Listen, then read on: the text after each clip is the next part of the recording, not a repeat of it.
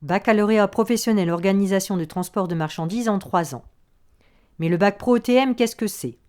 J'exerce un métier de contact, polyvalent, qui demande une bonne connaissance des lois et réglementations en vigueur et un goût pour les responsabilités et l'autonomie. Je prépare les dossiers de transport et de douane, je vérifie les documents, j'analyse les coûts et je préviens les litiges. Je suis en contact, suivant le type de transport et d'entreprise, avec les conducteurs, les fournisseurs, les clients donneurs d'ordre, les compagnies maritimes et aériennes et la douane. Donc je peux travailler aussi bien dans une entreprise qui transporte des marchandises en national ou en international.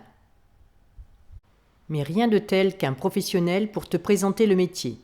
Interview de Vincent chez Epner. Bonjour à tous, Vincent, exploitant chez Epner. Pour commencer, je vais vous parler du poste d'exploitant. C'est un poste à responsabilité parce que vous managez une flotte de conducteurs qui dépend de vous. Il convient de bien différencier le conducteur et l'exploitant. Le conducteur, c'est celui à qui vous allez donner vos instructions. L'exploitant manage son équipe de conducteurs en passant les bons messages, les bons règlements et les bonnes marches à suivre chez les clients en livraison. L'exploitant aussi s'assure que tous les moyens sont mis en œuvre pour que le conducteur puisse livrer en temps et en heure le client demandé. Par rapport à ce poste d'exploitant, je vous explique aussi les qualités requises. Tout d'abord, l'écoute, l'adaptation. Le planning ne cesse d'évoluer au cours de la journée, selon les informations que vous recevez de vos collègues ou des clients. L'anticipation et la réactivité sont de mèche.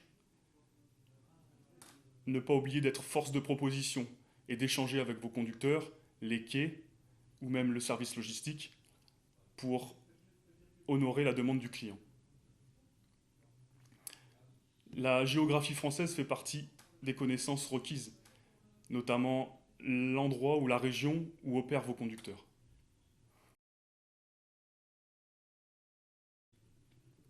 Par expérience, l'anglais est aussi de mise. J'ai pu converser avec des conducteurs qui étaient en Angleterre et la prise de rendez-vous par rapport aux clients est importante. Dans ma journée de travail, je suis amené à utiliser pas mal d'outils informatiques, notamment le pack office avec Word et Excel.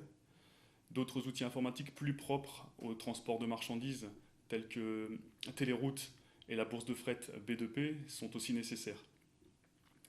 Chaque véhicule est aussi équipé d'un système de géolocalisation, ce qui me permet d'utiliser des logiciels de cartographie afin de voir où en sont mes conducteurs. Pour conclure, j'aimerais dire que le métier d'exploitant est un métier à part entière. Le conducteur aura toujours besoin de vous.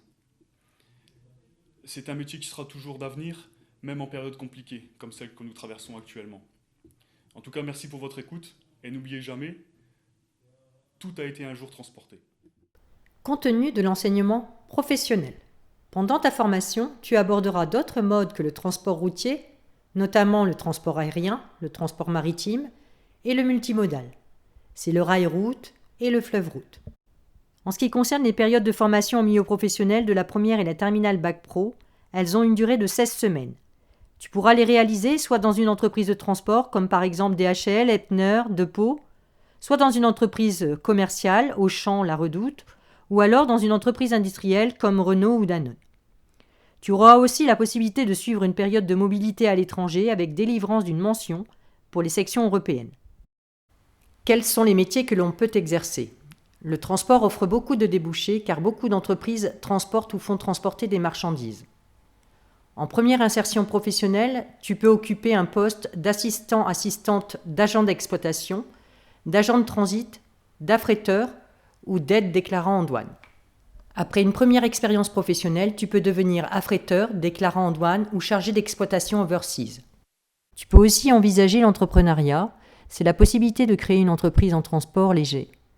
Ou pourquoi pas une poursuite d'études de 2 ou 3 ans, comme un BTS ou un BUT. Le BUT, c'est le bachelor universitaire ou de technologie.